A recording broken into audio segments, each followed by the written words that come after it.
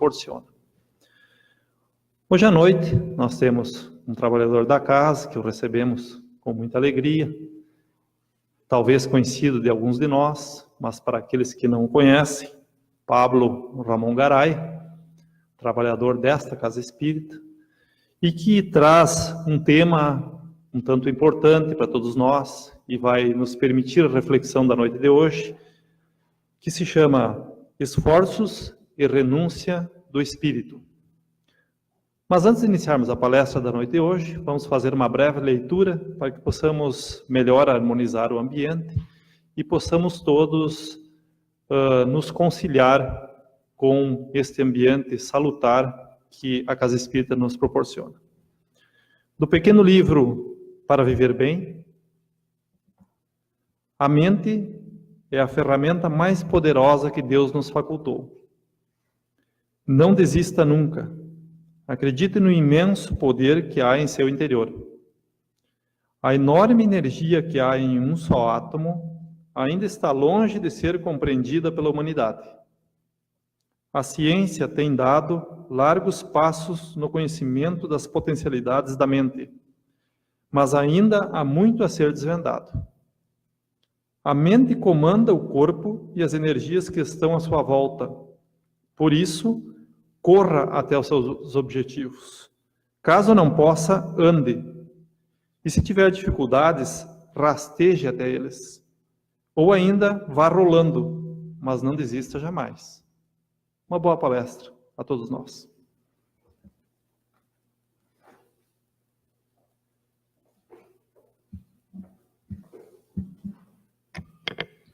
Boa noite a todos. Que os nossos benfeitores possam nos auxiliar mais uma vez e que todos nós possamos estar disponíveis às energias de amor nesta casa.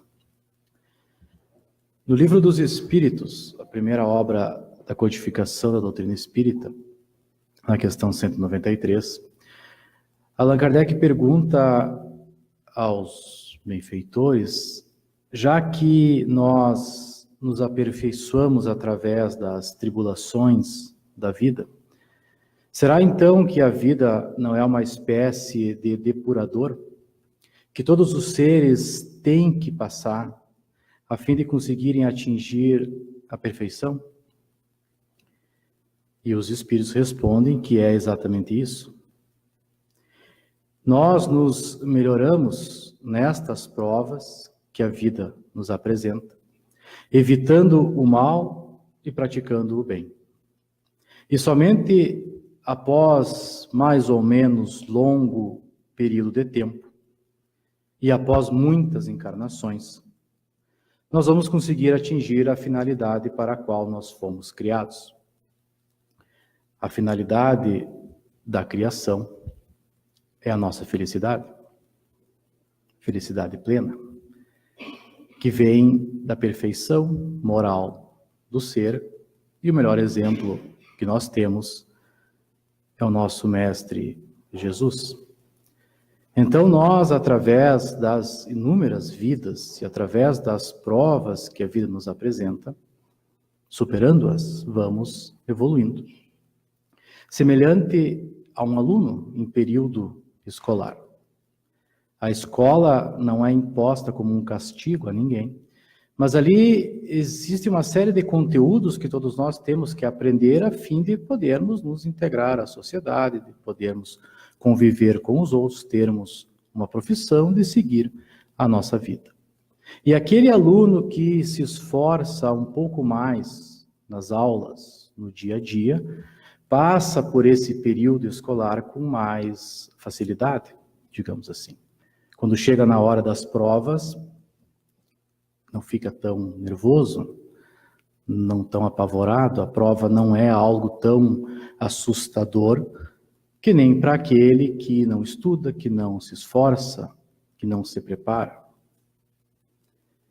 Na nossa vida, da mesma forma. Aqueles que se esforçam mais, a vida é mais tranquila. Não que não tenham as provações, as dificuldades. Todos nós sabemos como é viver no mundo as dificuldades que todos nós enfrentamos, mesmo perseguindo o caminho do bem.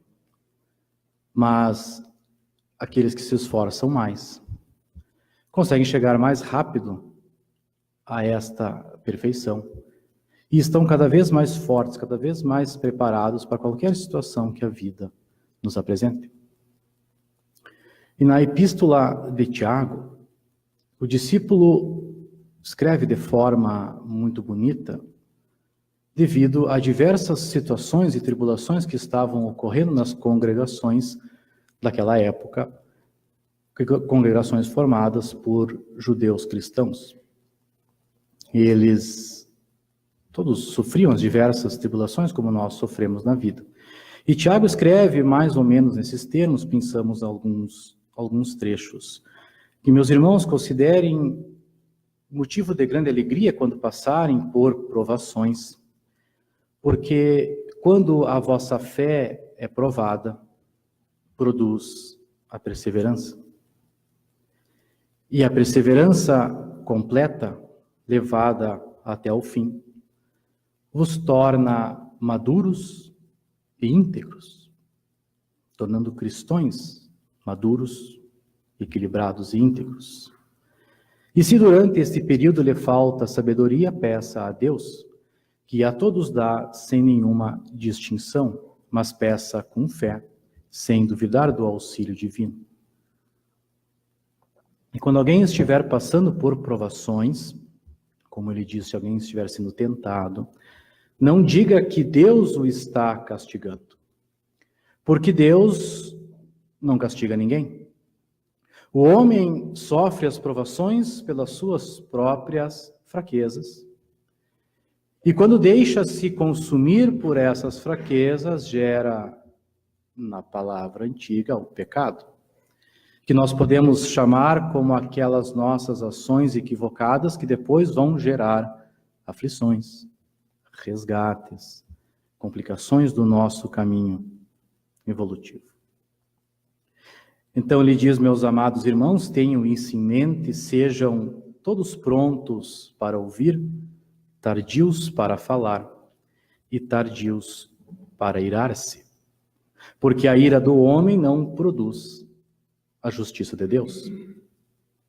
E a aprovação que acontece conosco, ela já é a justiça divina em ação na nossa vida. Portanto, livrem-se de toda a impureza moral e da maldade que prevalece e aceitem humildemente os ensinamentos de Jesus que podem salvá-los. Sejam praticantes desses ensinamentos e não apenas ouvintes, enganando-se a si mesmo. O homem que observa esses ensinamentos e os coloca em prática, torna-se feliz naquilo que ele fizer. Porque se alguém se diz religioso, mas não refreia a sua língua, a sua religião não tem valor nenhum. E a religião que Deus, o nosso Pai, aceita como pura e imaculada é essa: cuidar dos órfãos e das viúvas em suas dificuldades e não deixar corromper-se pelo mundo. E Tiago escreve isso devido às dificuldades que aqueles irmãos passavam. Eles tinham as provações, as tentações da vida. Alguns só iam nas congregações para bajularem os que tinham mais recursos, os ricos. Tinham também aqueles gananciosos que roubavam da congregação. Eles acabavam ainda, em virtude dos costumes judaicos enraizados, lutavam por cargos e hierarquias dentro da igreja. Tinham ainda muito apego às questões mundanas, não refreavam a própria língua. Então, fofocas, discussões nada proveitosas. E Tiago atribui isso à imaturidade moral, à falta de esforço nas provações, visto que esse esforço gera a perseverança que nos torna equilibrados. Então ele cita, quando nós observamos a epístola, as características de um cristão maduro, que é aquele que é paciente diante das provações, visto que a paciência é o cerne de uma vida cristã próspera e ideal. Pratica a verdade, controla a sua língua, é um pacificador e ora no meio das dificuldades. Também Paulo de Tarso, na carta aos Romanos, principalmente, fala da importância de praticarmos os ensinamentos que nós temos. Nós, como espíritas, praticamos os ensinamentos de Jesus, ampliando esse conhecimento com que a doutrina espírita nos traz. Então, ele nos fala justamente, Tiago fala justamente das dificuldades da vida e da importância dos esforços e das renúncias que nós temos que fazer, a fim de nós superarmos essas dificuldades e caminharmos de forma mais rápida para esta felicidade que nos espera. Porque não tem como haver progresso do espírito sem renúncia. Ao não me esforçar e ao não renunciar, eu abraço o orgulho e o egoísmo. E estas duas chagas da humanidade empacam o processo evolutivo de qualquer um. Se deixarmos somente o egoísmo falar, ficaremos estacionados como um aluno que repete e repete o mesmo ano. O progresso só vai vir de esforços e renúncias necessárias. Emmanuel, o benfeitor, Espírito Emmanuel, através da mediunidade de Chico Xavier, nos fala sobre a renúncia com Jesus. Na sua obra Caminho, Verdade e Vida, onde ele sempre traz um trecho do Evangelho e uma breve explicação. Então ele traz no capítulo Renunciar: e todo aquele que tiver deixado casas, irmãos, irmãs, pai e mãe, mulher e filhos, ou terras por amor ao meu nome, receberá 100 vezes tanto e herdará a vida eterna.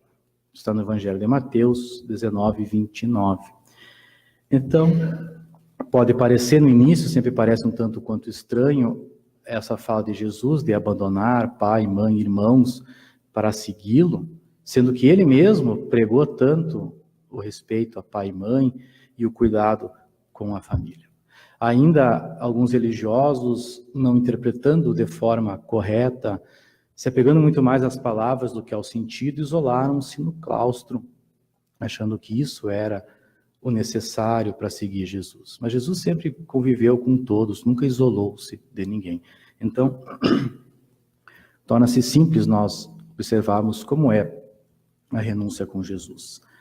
Nos companheiros dele, os apóstolos que o abandonaram nos momentos mais supremos, ele volta depois da vida na sua ressurreição, aparece a eles e continua dando os ensinamentos. Àqueles que o crucificaram, ele dá a lição da renúncia e do perdão, deixando essa lição através dos séculos. Então, a renúncia com Jesus é perder as esperanças da terra, conquistando as do céu. Se os pais são incompreensíveis, se a companheira é ingrata, se os irmãos parecem cruéis, é preciso renunciar à alegria de tê-los melhores ou perfeitos, unindo-nos ainda mais a eles, a fim de trabalhar nos aperfeiçoamentos com Jesus. Acaso não encontras compreensão no lar? Os amigos e irmãos são indiferentes e rudes? Permanece ao lado deles, mesmo assim, esperando para mais tarde o júbilo de encontrar os que se afinam perfeitamente contigo. Somente desse modo renunciarás aos teus, fazendo-lhes todo o bem por dedicação ao Mestre, e somente com semelhante renúncia alcançarás a vida eterna. É a renúncia do orgulho, de querer que todos sejam que nem eu, de que tudo aconteça como eu quero. Se eu encontro incompreensão no lar, eu continuo seguindo a minha consciência, a minha dedicação, aquilo que eu quero fazer de bem, seguindo os ensinos, e me aproximo deles. porque eles fazem parte da minha família, e se estão junto comigo, pertencem aos meus compromissos desta encarnação, caminhando lado a lado, crescendo junto. Renunciando, então, àquela vontade de tê-los como nós queremos. Conforme nós vamos ampliando as leituras acerca de Jesus, nós percebemos o quanto os discípulos demoraram para compreender os ensinamentos de Jesus. Questionamentos incabíveis, às vezes, comportamentos ainda equivocados, e Jesus pacientemente do lado deles, esperando com calma que eles compreendessem. No momento em que Jesus é preso, ele poderia ter demonstrado todo o seu poder e sua glória, livrando-se daquela situação, mas ele renuncia a essa situação para mostrar para nós a lição do perdão, da paciência. Esse é o renunciar com Jesus, é dizer adeus ao orgulho, ao egoísmo, seguir com as nossas próprias convicções, não irando-se, controlando a língua para não entrar em discussões com a família. Ideal seria que todos viessem à casa espírita, todos os membros da família, seguissem os meus ensinamentos, mas nós sabemos que não é sempre assim.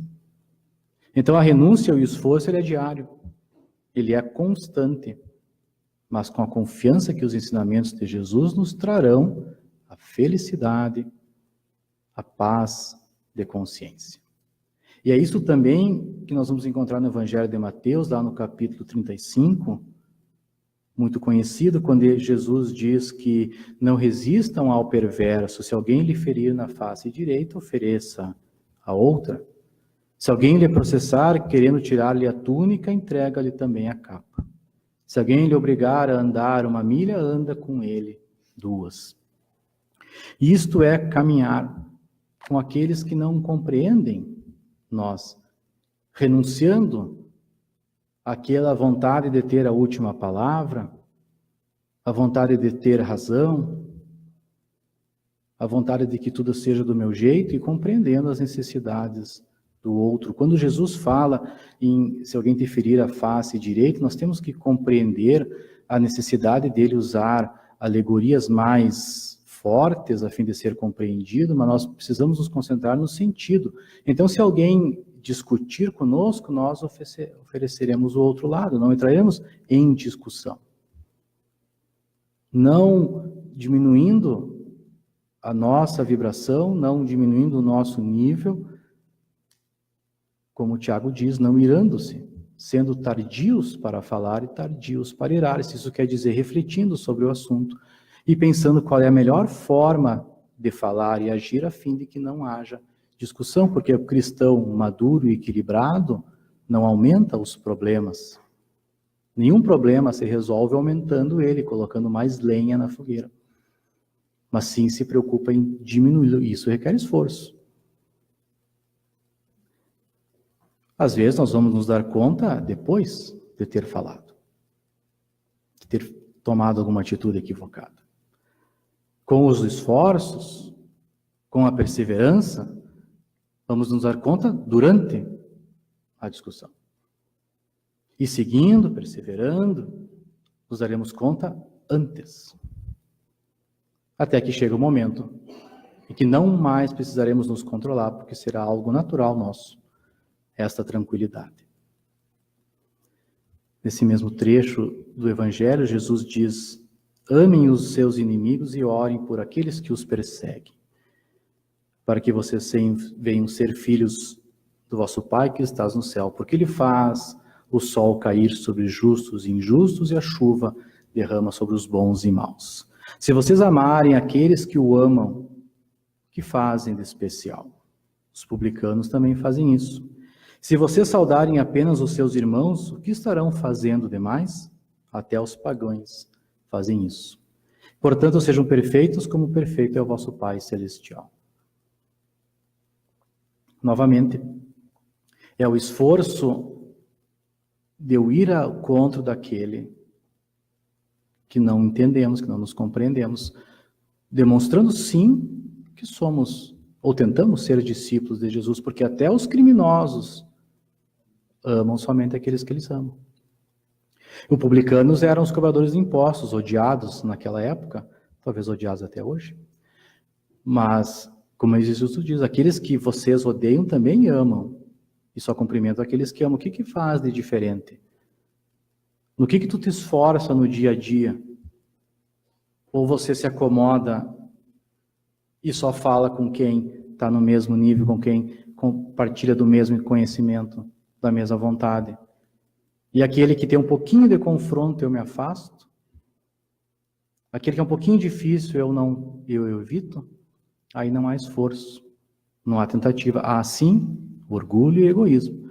E novamente, não há crescimento. Não há nenhuma evolução. E é o nosso objetivo, evoluir.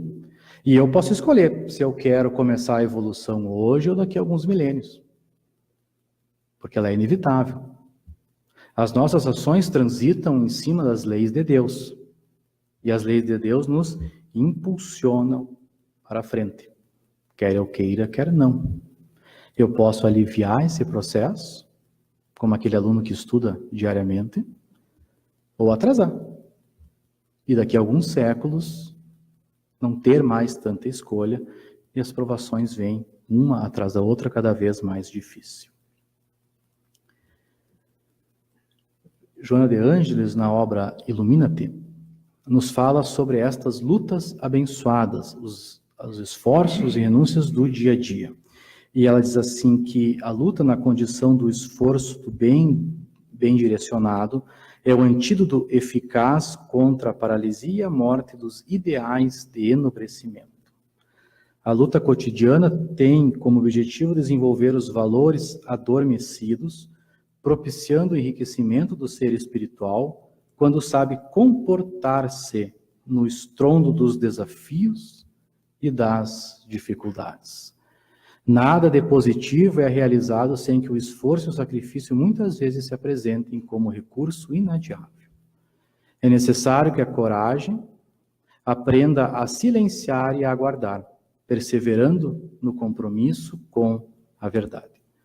O maior triunfo do lutador é a consciência de paz, assim como a certeza de que se encontra no desempenho da tarefa ao convite de Jesus, que jamais desprezou o serviço, mesmo quando ultrajado, perseguido, caluniado, traído e entregue aos seus inimigos.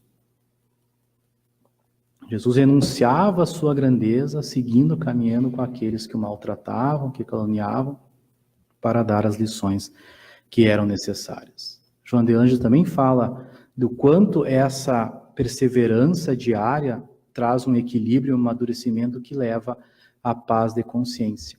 E no Evangelho segundo o Espiritismo, nós vamos ter a informação de que a felicidade plena, a felicidade completa, ainda não é possível na Terra, porque ele fala da felicidade total, de todos os momentos o ser desfruta de uma felicidade. Nós sabemos que os dias são complicados, surgem situações desagradáveis e nós acabamos mesclando alegrias com tristezas.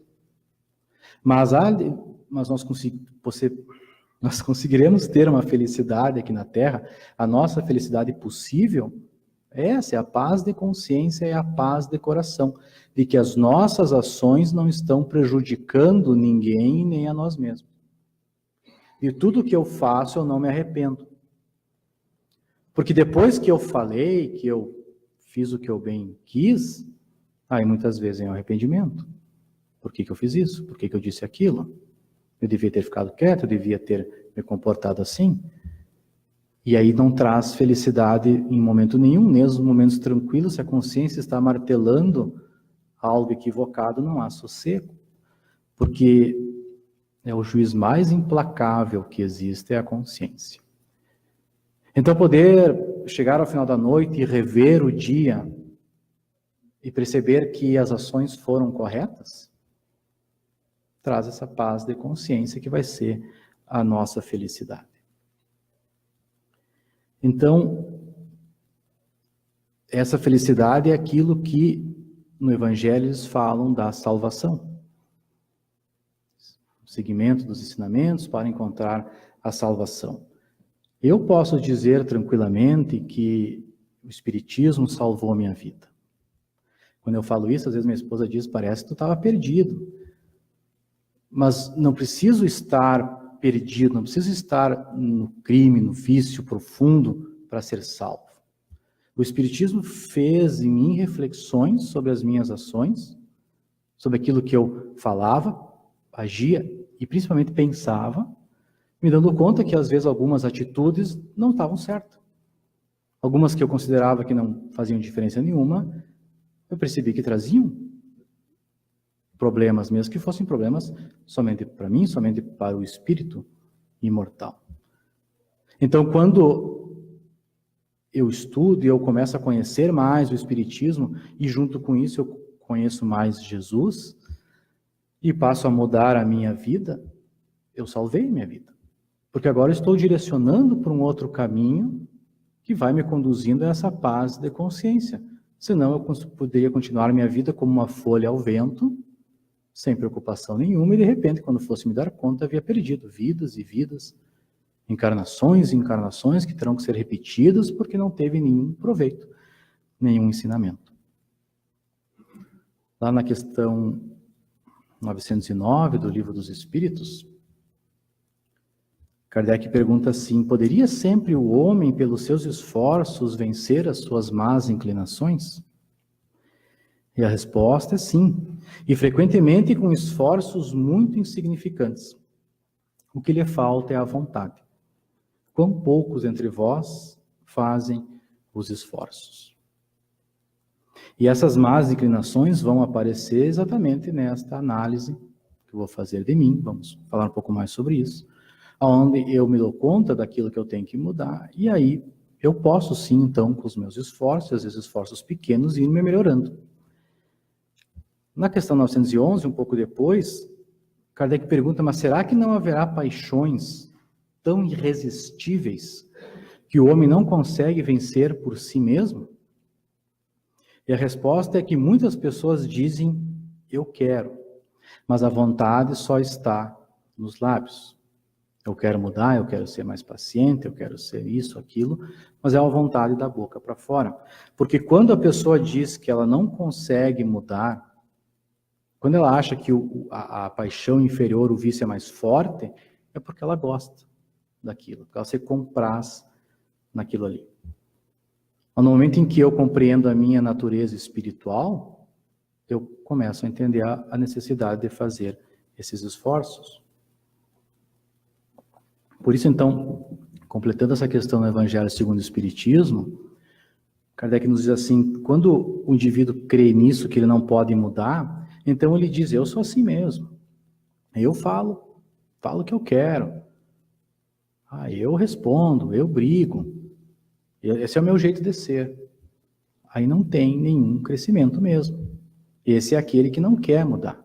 Às vezes pode dizer, eu gostaria de ser mais calmo, mas o meu jeito é assim mesmo. Novamente, orgulho e egoísmo. Eu faço o que eu quero e o resto que lide com isso. Não há crescimento, não há evolução.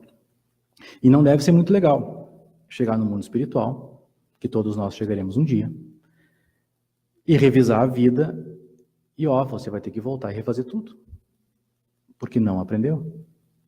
Então, é uma vida posta fora. É que nem chegar no final do ano e o aluno perceber que ele vai ter que repetir aquele ano. E simplesmente porque não fez alguns pequenos esforços que poderiam levar ele a outra série, poderia nos levar a uma vida mais para frente na evolução da nossa vida. Então, sem nós nos esforçarmos para vencer o orgulho, vencer o egoísmo, não haverá progresso e também não haverá felicidade. E na 912, a questão, qual é o meio mais eficiente, então, de combater-se o predomínio destas naturezas corpóreas, dessas nossas vícios e paixões? É praticar a abnegação. É a renúncia diária, renunciar a essas más tendências e esses esforços do dia a dia.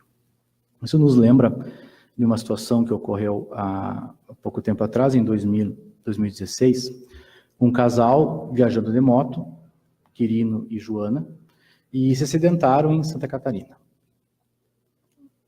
Um acidente tanto quanto grave.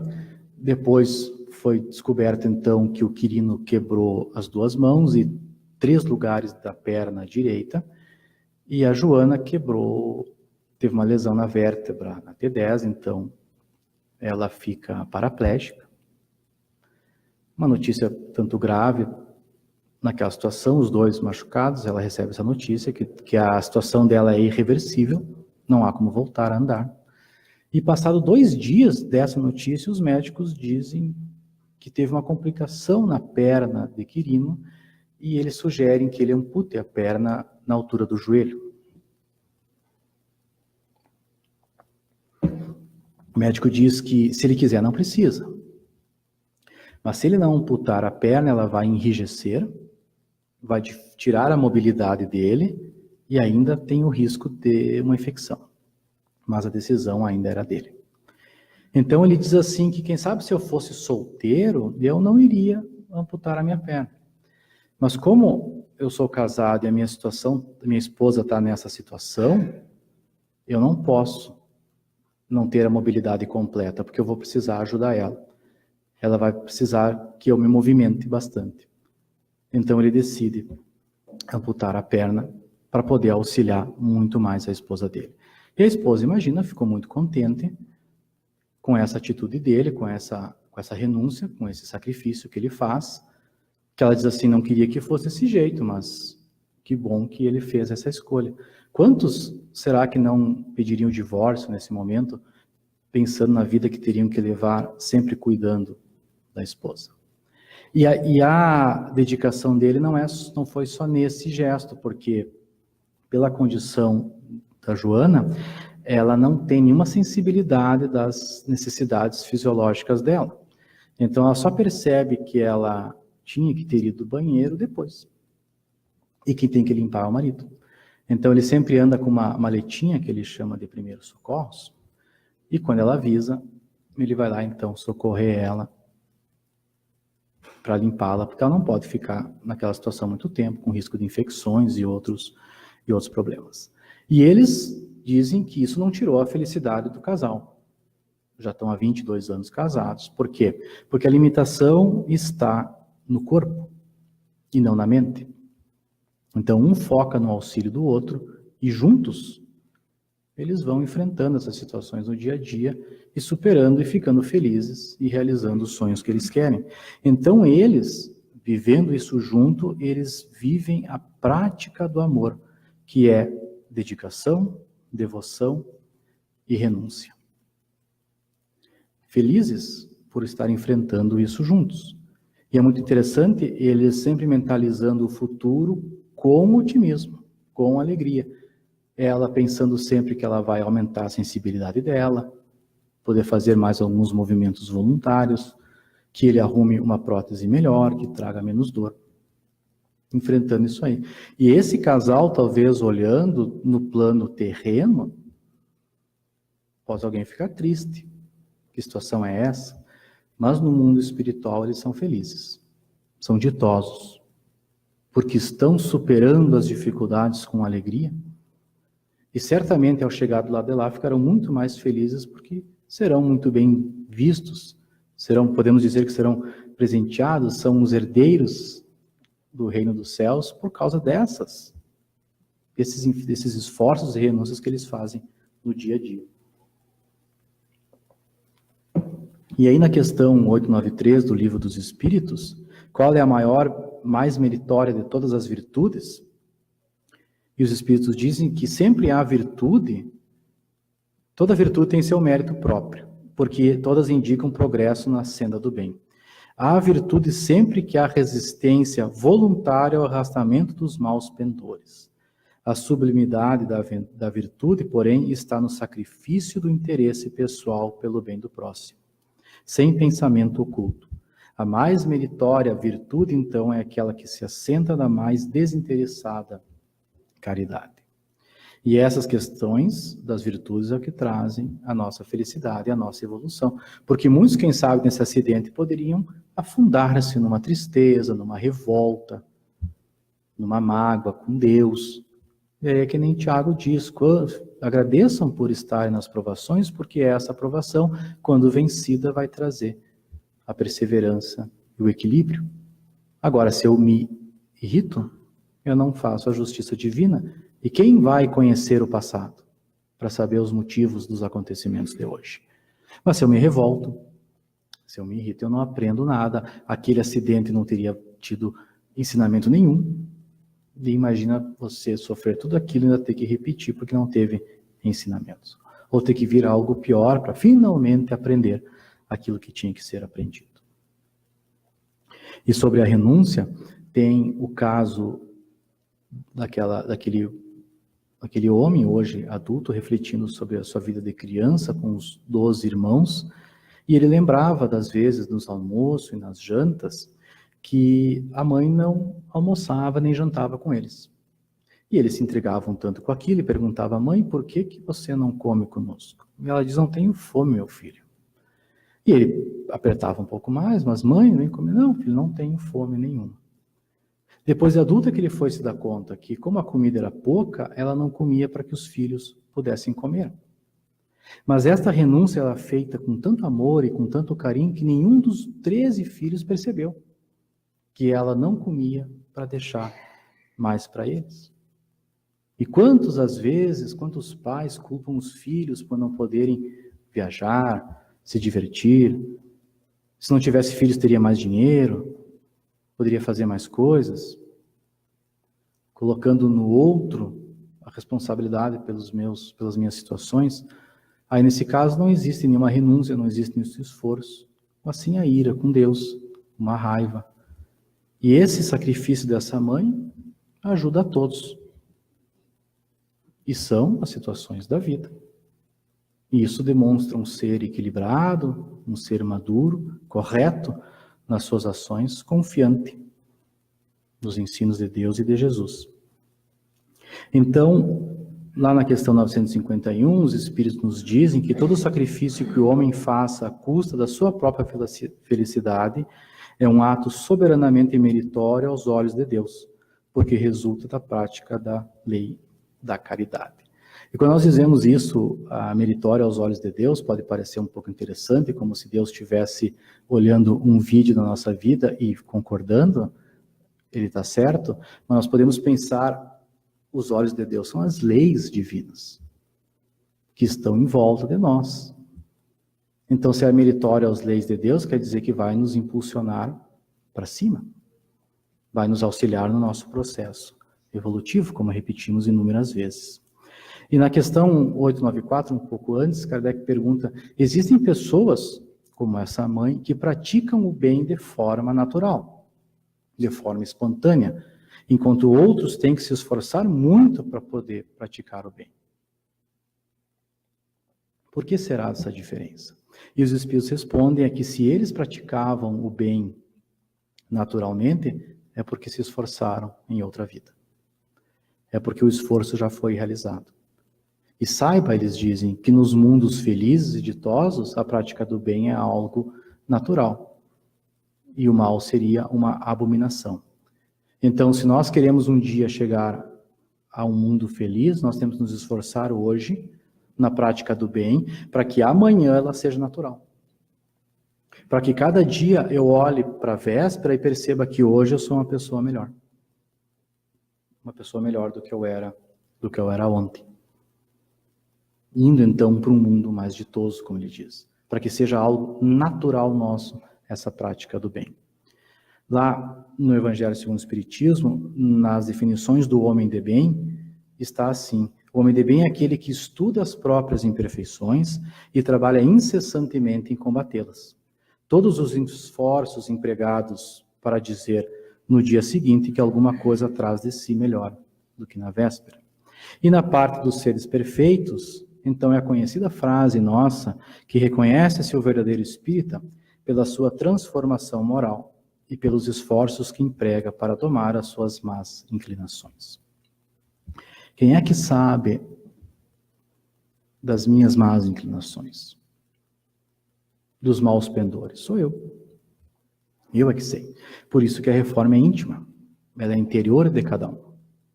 ela é diária. Eu tenho que me preocupar com a aprovação de Deus e da minha consciência, das minhas ações, não dos outros. Porque muitas vezes ninguém vê esta reforma, porque eu é que sei daquilo que eu tenho que melhorar em mim. Conversava no nosso grupo de estudo, acho que foi semana passada ou na outra, sobre uma situação que incomoda a todos nós chegamos à mesma conclusão, quando você está no trânsito, e o trânsito ele é um laboratório interessante para a paciência, abre o sinal e o carro da frente não andou. E nós comentávamos como isso incomoda e tudo mais. Mas daí, digamos que isso me perturbe. Vamos dizer que eu sou uma pessoa que me irrito com o irmão da frente que não andou. Essa irritação, essa raiva, é como uma gasolina pegando fogo dentro de mim. É uma energia extremamente tóxica, negativa, que me consome. Não consome o outro, não consome mais ninguém. Eu mesmo vou me destruindo com essas energias. E ainda existe toda a questão das companhias espirituais, que isso vai atrair, porque isso é como uma emanação mental. Quem é que vai se afinar com uma emanação de raiva e de rancor? São espíritos que também são raivosos e rancorosos. Então, eu, percebendo essa realidade das energias negativas, dessas companhias espirituais, eu resolvo me controlar. E aí abre o sinal, a pessoa não avança e eu me seguro. Como diz o gaúcho, me seguro nas bombachas e fico em silêncio, tento não me irritar. E vamos dizer que eu consiga. Quem é que viu isso? Quem é que percebeu? Eu percebi. Foi uma vitória minha sobre mim mesmo. Então a reforma é íntima. Mas Deus sabe, e eu sei. E isso vai trazer a paz de consciência. Então eu não preciso me preocupar se os outros estão vendo, se estão compreendendo. Como diz Emmanuel no capítulo, abandonar pai e mãe. Não preciso me preocupar se os outros acham que eu estou sendo passivo, ou estou sendo condizente, que eu devia ter respondido, que eu devia ter... Eu sei daquilo que eu estou fazendo para me melhorar. Isso que Jesus diz abandonar. Não é abandonar para sempre, nunca mais volver. Mas é seguir o seu caminho, mas junto com eles, tentando exemplificar, mostrar pelo exemplo. Se eu quero ajudar alguém, não há nada melhor do que o exemplo. E para estas ações darem certo, eu preciso enxergar o motivo disto. Por que fazer isso? Isso vem da fé que todos nós devemos ter, que é a fé que Tiago fala na sua epístola, a importância de ter a fé, mas somente a fé não salva. Paulo de Tarso fala também da importância da fé. Mas o Espiritismo nos fala da fé raciocinada, que é a fé que vem do conhecimento. Exatamente esse conhecimento. Quando eu vou controlar a minha raiva, por exemplo, é porque eu tenho um conhecimento maior e eu sei da importância disso.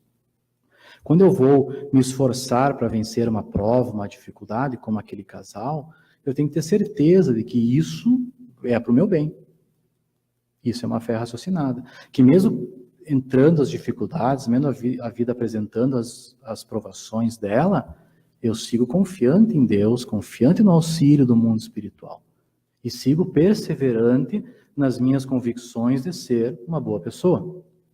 A fé cega é aquela que no momento da dificuldade ela desaparece. E aí ocorre a revolta. Ocorre um acidente, como o do Quirino da Joana, e ocorre então revolta, raiva, rancor. Mas eu ia na igreja, mas eu ia no centro espírita, eu estudava, eu ia nas palestras, eu reciclava, eu era bom. E me acontece isso? Isso é uma fé cega, que não ajuda ninguém. Então essa fé raciocinada é que o Espiritismo nos traz, é continuar confiando em Deus, nos seus desígnios,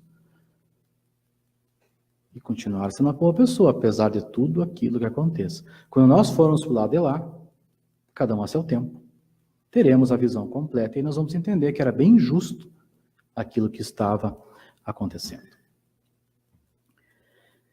E nos auxilia muito nessa nossa jornada de esforço, algo que o nosso querido amigo Delmar trouxe semana passada sobre o valor do silêncio interior. E nós nos lembramos então, Joana de Ângeles tem um capítulo no livro Ilumina-te, que fala do deserto interior. O Delmar também falou do deserto, num texto do Rossandro Kindle. E Joana diz assim, que quando não se encontra equipado pelos recursos nobres da persistência e da abnegação, da coragem e da fé, o espírito tomba nas armadilhas do prazer, desviando-se dos objetivos mais significativos da existência. A fim de abastecer-se de energias, necessita, porém, de silêncio, de meditação e de algum tempo no deserto. Ela fala da alegoria do deserto do interior. Ela lembra de Moisés caminhando 40 anos no deserto para encontrar a terra prometida. De João Batista, que quando preparava-se para o seu ministério de amor e renúncia, para antecipar a mensagem de Jesus, foi para o deserto, para se preparar. O próprio Jesus, os enfrentamentos que tinha, antes dos enfrentamentos com as massas, ficou 40 dias e 40 noites no deserto, jejuando. Paulo de Tarso, depois do convite que Jesus fez às portas de Damasco, foi para o deserto, no oásis de Dan, por 3 anos, meditar. Então, o deserto nos convida, pelo seu silêncio, às reflexões, à introspecção, a buscar o que está dentro de mim. E Joana de Ângeles traz isso de forma incrível nesse capítulo, de buscar esse silêncio interior, esse deserto para refletir sobre as questões da vida. Nesse estado de receptividade íntima, os sofrimentos não perturbam, nem desarmonizam, mas produzem amadurecimento para as lutas da evolução que são inevitáveis e graças às quais operam seus processos de crescimento e conquista. Então essa busca interior, esse silêncio interior, os momentos de meditação, os momentos de prece, são importantes para nos reequilibrarmos, nos organizarmos com nós mesmos. Nesse silêncio, eu compreendo o real motivo das situações da vida, analiso o que eu tenho que fazer, qual o melhor proceder. Eu vejo aquilo que eu fiz de bom e aumento aquilo, o que eu fiz de equivocado e corrijo já no dia seguinte. Eu me reequilibro. Como o Tiago diz, o cristão maduro, equilibrado. E esse silêncio, exatamente o que ele fala, tardios para falar e para irar-se. Então, buscar esse silêncio. Muito bom todo dia de manhã, um momento de prece, de meditação, antes de dormir também, avaliando o dia, preparando-se para as provações. As provações, como ela diz, são inevitáveis, mas são através delas que nós vamos evoluir, que nós vamos crescer. Então esse silêncio, esse momento de conhecimento interior vai nos equilibrar, vai nos amadurecer para que nós possamos passar para o nosso dia mais fortalecidos, encarando essas provações não com sofrimento, mas como oportunidades de aprendizado. Isso nos lembra de uma história de um jovem aprendiz, madeireiro jovem aprendiz, que queria mostrar para o seu velho mestre, também lenhador, que ele era melhor do que o velho, do que o seu mestre. Ele era novo, mais forte, mais rápido. Então ele decide fazer uma competição contra o seu velho mestre, num dia quem derrubaria mais árvores. E o mestre pensa que não tinha ainda conseguido ensinar todas as lições para o seu discípulo, aquela seria um bom momento. Então eles iniciam o dia com os seus machados e vão derrubando as árvores. Em diversos momentos, o jovem lenhador procura onde é que está o seu mestre nas árvores e não raro vê ele sentado. E ele pensa, mas é um velho tolo, não sabe que estamos numa competição? E seguia, sem parar, derrubando árvores. Quando chegou ao final do dia, foram então contar quantas árvores tinha cada um derrubado, e para surpresa de todos, o mestre havia derrubado quase o dobro de árvores do que o aprendiz. Então, aquele jovem ambicioso, prepotente, indignado com a situação, mas como? Se várias vezes eu olhei para ti, você estava sentado, descansando? E o velho mestre diz, quando você me via sentado, eu não estava descansando. Eu estava afiando o meu machado. Então é importante nós afiarmos as lâminas do Espírito, nos preparando para as provações do dia. Senão será como esse jovem, corre e não chega a lugar nenhum. Agora, tirar esse momento que nem esse mestre tirava para preparar-se, afiando o machado, então cortaria melhor. Retira tempo Não importa as dificuldades, a correria. Se nós deixarmos essa balbúrdia do mundo, nós vamos nos perder. Se nós deixar que o barulho penetre de nós não conseguimos refletir sobre como agir melhor. Então, esse momento de reflexão, de parada, ajuda muito.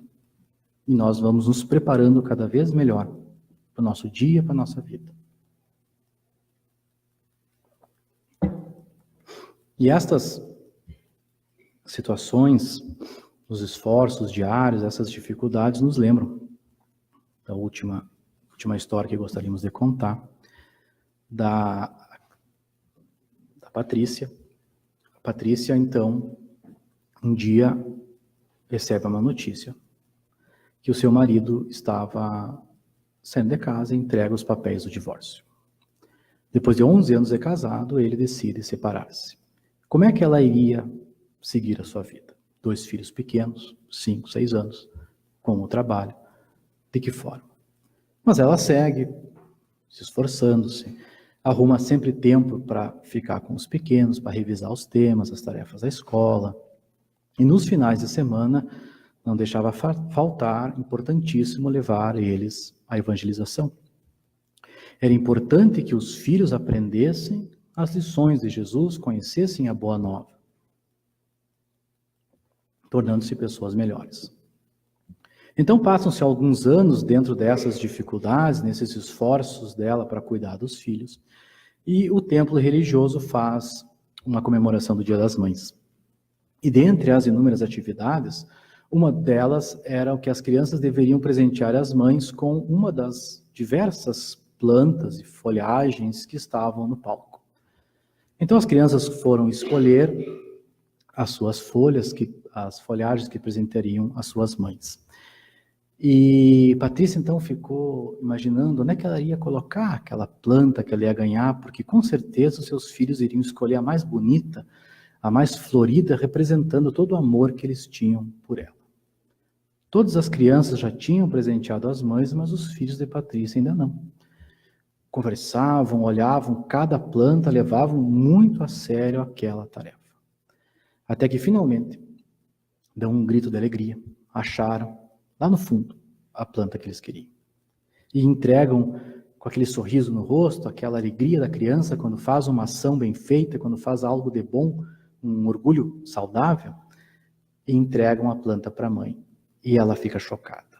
É uma planta pequena, murcha, nem folha tinha. E ela não contém o choro e vai para casa muito triste. O que eu fiz de errado? E aí, quando chega em casa, ela não aguenta e pergunta: por que dentre tantas plantas tão bonitas, tantas folhagens lindas, vocês escolheram justamente essa? E aí o filho mais velho, ainda com aquele sorriso, com aquela alegria, ele diz: é porque essa mãe, essa precisava de ti. Então ela entende que todo o trabalho, que todo o sacrifício não estava sendo em vão. Eles estavam crescendo perfeitamente bem e tinham entendido a linguagem da renúncia e do amor.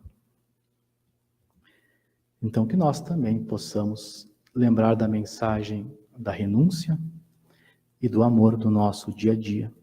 Lembrar de Tiago quando ele diz: sejam prontos para ouvir, mas tardios para falar e tardios para irar-se, porque a ira do homem não produz a justiça de Deus. Eu agradeço muito a atenção, a paciência de todos, e nós podemos então nos preparar para o nosso momento do passe espiritual.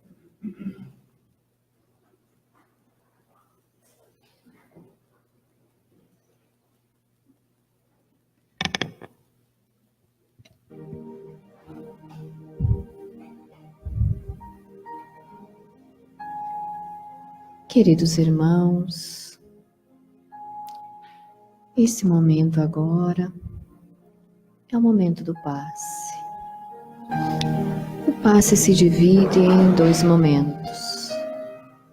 O primeiro momento é onde recebemos para nós. E o segundo momento é onde doamos, onde fazemos o exercício da caridade. Que a após estas belas palavras do nosso querido irmão Pablo, possamos nós agora exercitar o amor para conosco,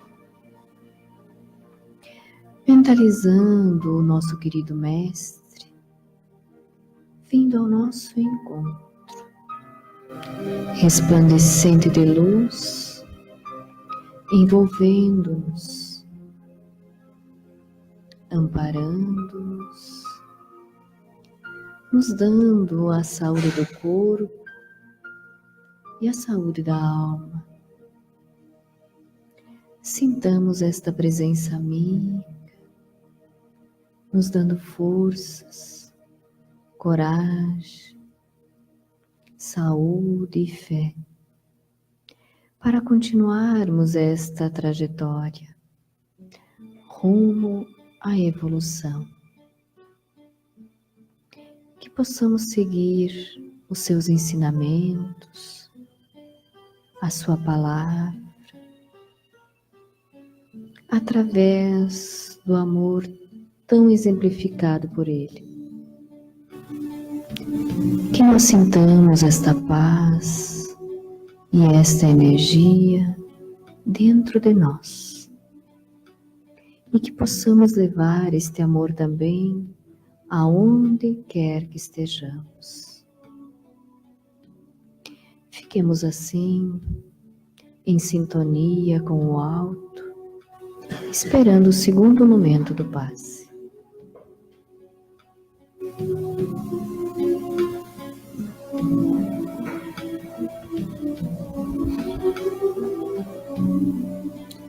Agora que nos encontramos em harmonia, em equilíbrio,